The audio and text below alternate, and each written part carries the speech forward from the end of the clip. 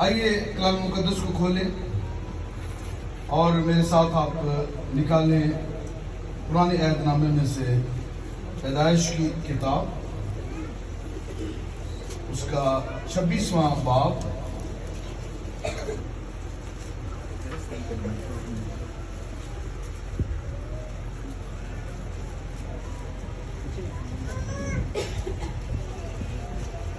कलाम मुकद्दस में से पुराने अहदनामे में से पैदाइश की किताब, उसका 26वां बाब और उसकी 12वीं आयत से लेकर 15वीं आयत के आखिर तक।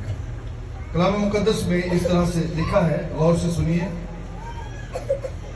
और इसहाक ने उस मुल्क में खेती की और उसी साल उसे 100 गुना फल मिला और खुदावंद ने उसे बरकत बख्शी और वो बढ़ गया और उसकी तरक्की होती गई, यहां तक कि वो बहुत बड़ा आदमी हो गया और उसके पास भेड़ बकरियां और गाय बैल और बहुत से नौकर चाकर थे और फिलिस्तीनियों को उस पर रश्क आने लगा और उन्होंने सब कुएं जो उसके बाप के नौकरों ने उसके बाप इब्राहिम के वक्त में खोदे थे बंद कर दिए और उनको मिट्टी से भर दिया।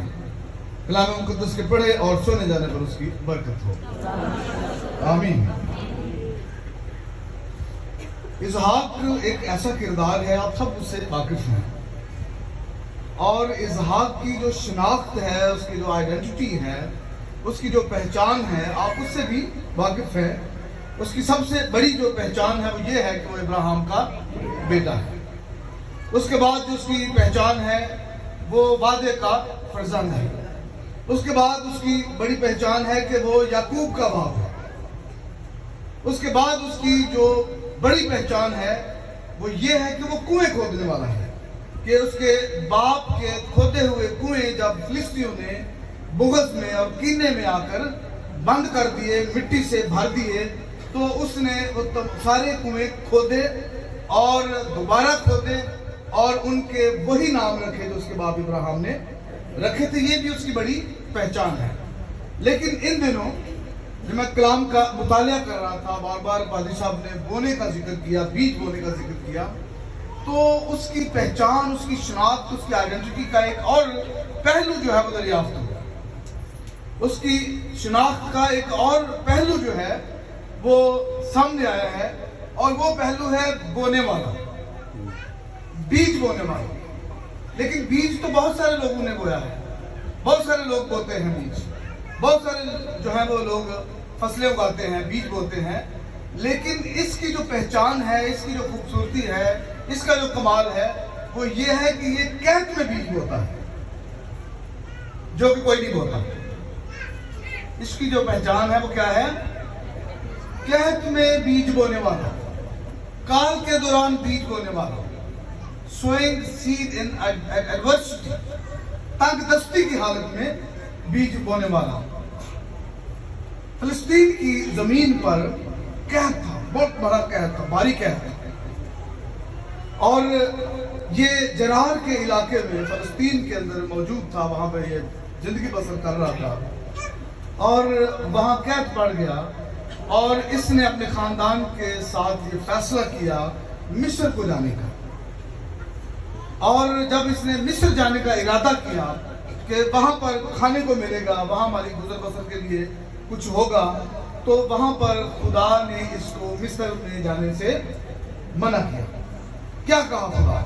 26वें बाब की 30वीं आयत। जब इसने फैसला कर लिया कि ये अपनी गुजर बसर के लिए मिस्र को जाए, क्योंकि फिलिस्तीन में कहत है, काल है, फैमिन है, तो उस वक्त खुदा उस पर जाहिर हुआ और उससे मुखातब हुआ और उससे कहा, तू इसी मुल्क में कयाम रख।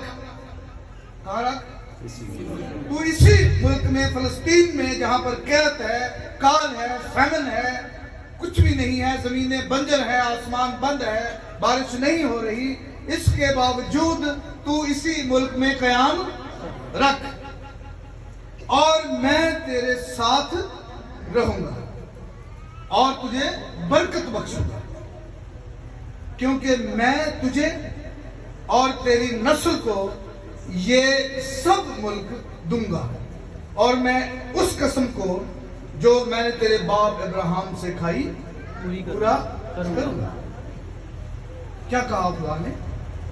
अगर यहां पर कहते हैं तो कोई बात नहीं, तू यहीं पर रहे, तू अपना कयाम यहीं पर रख और मैं तुझे यहीं पर बरकत दूंगा। इसहाक ने खुदावंद अपने खुदा की, अपने बाप दादा के खुदा की, अपने बाप के खुदा की क्या की? ताबेदारी की, उसकी फर्माबरदारी की, उसके कलाम पर भरोसा किया, उसके कलाम पर यकीन किया, उसके कलाम पर अमल किया और उसने अपना कयाम उसी मुल्क में रखा। और लिखा है और इसहाक ने उस मुल्क में खेती की। क्या की? खेती की। खेती का मतलब क्या है? यस, इंग्लिश में जो ट्रांसलेशन है वो है ही सोड सीड, उसने बीज बोया। एक और ट्रांसलेशन है ही प्लांटेड क्रॉप्स, उसने फसलें उगाई, उसने फसल उगाई। ये एक कुदरत का कानून है, फितरत का कानून है, लॉ ऑफ नेचर, कि जब आप बोएंगे तो आप काटेंगे, अगर आप बोएंगे नहीं तो आप काटेंगे नहीं। It is the law of harvesting, ये फसल की कटाई का कानून है और ये कुदरती कानून है। अगर बोएंगे नहीं तो आप फसल नहीं काटेंगे, आप फल नहीं पाएंगे। और जो बीज है, जो सीड है, it has the power of multiplication. बीज के अंदर बढ़ने की, फलने फूलने की कुव्वत और ताकत पाई जाती है। बीज को आप जमीन में बोएंगे तो जवाब में क्या होगा? फसल उगेगी। गुलाम यीशु ने कहा कि मैं तुमसे सच कहता हूं कि जब तक गेहूं का दाना जमीन में गिरकर, खाक में गिरकर मर नहीं जाता, बहुत सा फल नहीं लाता। कितना फल? बहुत सा फल नहीं लाता। यानी बीज के अंदर एक जंगल आबाद है, एक बीज के अंदर पूरा जंगल आबाद है। जब वो जमीन में गिरता है तो बहुत सा फल लाता है। और जब हालात गैर यकीनी है, जब हालात साजगार ना हो, जब आसमान बंद हो, बारिश का एक कतरा ना गिरा हो, जमीनें बंजर हो, खुश्क हो, पानी बिल्कुल ना हो, तो लोग फसल उगाने का रिस्क जो है वो नहीं लेते, बीज नहीं बोते। लेकिन इसहाक ने वो काम किया जो नहीं हो सकता, नहीं होता, किसी ने कभी नहीं किया। लेकिन खुदा के हुक्म और खुदा के कलाम पर भरोसा, इत्मीनान, यकीन और तवक्कुल करते हुए उसने कहत में बीज बोया। ये है उसकी पहचान, ये है उसकी शनाख्त कि उसने खुदा के कलाम पर क्या किया? भरोसा किया। और क्या लिखा है कलाम में? जब उसने खेती की, when he planted crops, when he sowed seeds, तो उसके नतीजे में क्या हुआ? उसी साल उसे 100 गुना फल मिला। आपको पता है कि एकड़ में, एक खेत में जब आप गंदम या चावल बोते हैं तो 30 से 35 मन गंदम या चावल उसमें से निकलती है, एक खेत में से। और ये नॉर्मल हालात में है, जब खाद भी डाली जाती है, जब पानी भी दिया जाता है, जब गोडी भी की जाती है, जब फसलों का ख्याल भी रखा जाता है। लेकिन कहत की हालत में क्या होगा? खुदा ने कहत की हालत में उसे 100 गुना फल दिया। इसका मतलब है 30 को 100 के साथ ज़रब दे तो कितने मन हो गए? एक एकड़ में 100 गुना फल दिया। ये मैं कोई ख्याली बात तो नहीं कर रहा, मैं कलाम की बात कर रहा हूँ। 100 गुना फल का मतलब क्या होता है? कि 1 एकड़ में 30 किलो होती है गंदम और 30 को 100 के साथ जरूरत दे तो कितनी, राइट?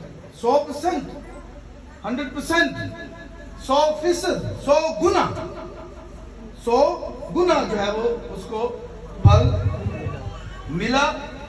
और लिखा है कि वो उसकी तरक्की होती गई। ठीक है, ये थोड़े से वक्त के लिए नहीं था ये सारा कुछ, ये किसी साल के लिए, 2 साल के लिए, 5 साल के लिए नहीं था। लिखा है कि उसकी तरक्की होती गई, कंटिन्यूसली, मुसलसल वो बढ़ता गया, तरक्की करता गया, और उसकी भेड़ बकरियां बढ़ती गई, उसके नौकर चाकर बढ़ते गए, उसकी जमीनें बढ़ती गई, और उसके खानदान में तरक्की हुई, और फलस्तीनियों को उस पर रश्क आने लगा। क्या आने लगा? फलस्तीनियों को उसके ऊपर रश्क आने लगा कि हम हैरान हैं, हम परेशान हैं। हमें ये जानकर जो है वो हैरानी हुई है कि हम जो है किसी और चीजों के बारे में लगे हुए हैं, लेकिन इस शख्स ने कैद के अंदर बीज बोकर इतना कुछ हासिल कर लिया। तो ये उनको उसके ऊपर रश्क आने लगा, वो उसके साथ कीना रखने लगे, वो हसद करने लगे। और जो इजहाक है उसके बारे में उसके पास बड़ी जबरदस्त टीम थी। मैं कहूंगा कि उसके पास एक इंजीनियर्स की टीम थी, क्योंकि कुएं खोदना जो है वो ये बहुत बड़ी टेक्नोलॉजी थी उस वक्त, हर कोई कुएं नहीं खोदता। ठीक है, तो उन्होंने कहा कि इसकी जो सोर्स है, सोर्स ऑफ ब्लेसिंग है, वो बंद कर देते हैं। फलस्तीनी क्या समझते थे कि चूंकि कुएं इसके पास है, कुओं से पानी आता है तो फसल बोई है तो इसको सब कुछ हासिल हो गया। उनको ये पता ही नहीं था कि उसकी सोर्स जो है वो जमीन के अंदर से नहीं है, उसकी सोर्स जो है वो आसमान से है। उसकी सोर्स ऑफ ब्लेसिंग जो है वो कहां से है? आसमान से है, क्योंकि उसने खुदा के हुक्म के मुताबिक, खुदा के कलाम पर अमल करते हुए, खुदा पर भरोसा रखते हुए कैद के दौरान बीज बोया और 100 गुना उसने हासिल किया।